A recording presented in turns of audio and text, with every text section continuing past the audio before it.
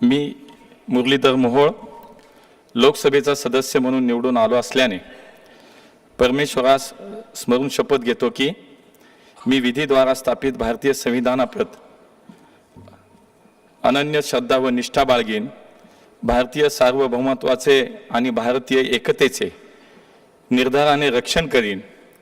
आणि जे कर्तव्य आता मला प्राप्त होत आहे ते मी नेकीने पार पाडीन।